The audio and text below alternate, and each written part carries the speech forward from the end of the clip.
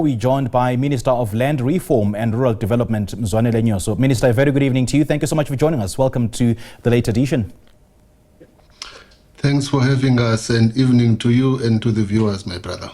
Now, Minister, claimants in the Eastern Cape have decried what they call systemic inefficiencies in the administration of land claim payments, and some waiting for decades. So what do you attribute these persistent delays to, and who must ultimately take accountability? A lot of issues that resulted to this, my brother.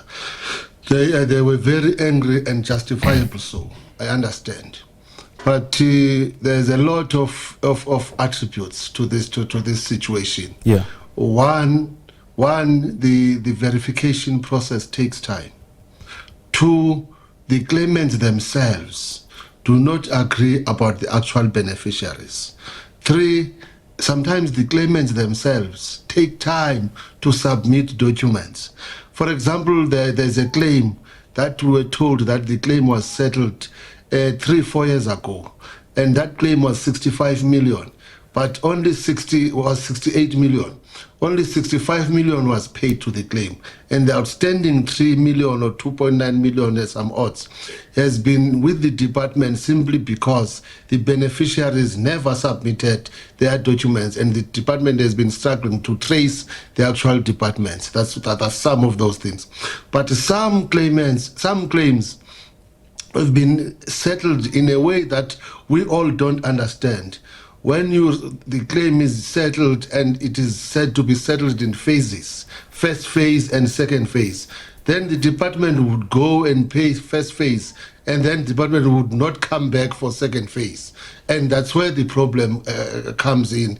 And that's where these claimants get so angry. And you would remember, claimants in this particular municipality in Amahlati have been blocking the roads, have been threatening not to go to elections, have been doing all sorts of complaints until this thing came into our own attention. So we explained to them also the question of corruption that once happened in our department in East London last year, just after the elections, where one official was alleged to have stolen money from the department, and from there, almost 13 people have been charged about that. Then that's when the Ministry of Finance identified a gap in the way we're paying the claimants. All right, now, Minister, it does appear that you are now placing the blame squarely on the shoulders of the claimant, with regards to the late submission of certain documents. But how is it that in democratic South Africa, people are still dying without receiving restitution for land taken from them? Isn't that a devastating indictment of both bureaucratic inefficiency and political will? No, I'm not putting blame on them. I'm putting blame on the system. The thing is, you are stopping me as I'm explaining. I'm saying as the claimants were being paid by the department, the Minister of Finance identified, or Treasury, let me say, identified a gap in the way we're paying these claims. And they realized that there was an opportunity or a gap to steal the money or for corruption to happen. Then that system was changed, and that's when the department delayed in paying claimants. So the fault was not with claimants, it was with the department. Then that's when we started talking to the Ministry of Finance, talking to the department, trying to resolve the issue of bulk payments. Because the way we're doing now, we're paying each and every client, each and every claimant. And remember, where claimants are more than 300 or 500, it means you'll take 6-7 months paying one claim. So that's when the delay started.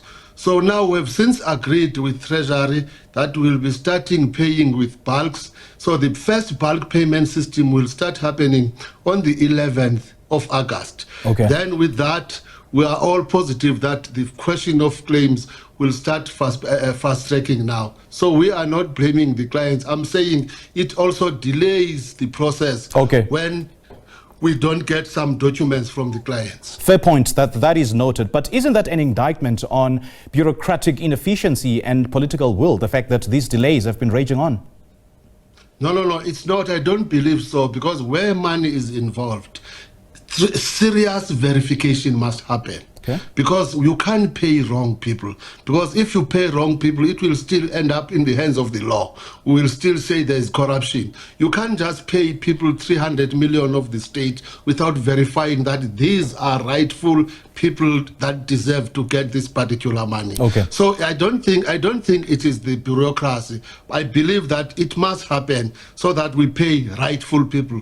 Remember, at some point, even in the very same municipality that I was today at Amatlati, when they started paying the claimants, some of the claimants themselves went to the department to say, no, you've been paying wrong people. Actually, those people are not the right beneficiaries of the claim. And that's when we started taking this question of verification very seriously so that we pay right people. We must now, on the issue of that, so that we pay right people. On the issue of that Imbizo that you've just spoken to us about, which you just concluded, where these frustrations were laid bare, what concrete and time-bound commitments can you give to the communities of Stutterheim and the wider Eastern Cape who feel betrayed by the system? We gave commitments. That's why the Imbizo ended very well. That's why everybody is happy now, because we assured them that once we start the bulk payment system, we will be able to pay them in big numbers. Remember, these claims, as you've correctly said, from 17,000 up to 300 and something now. Does that not mean we're doing something?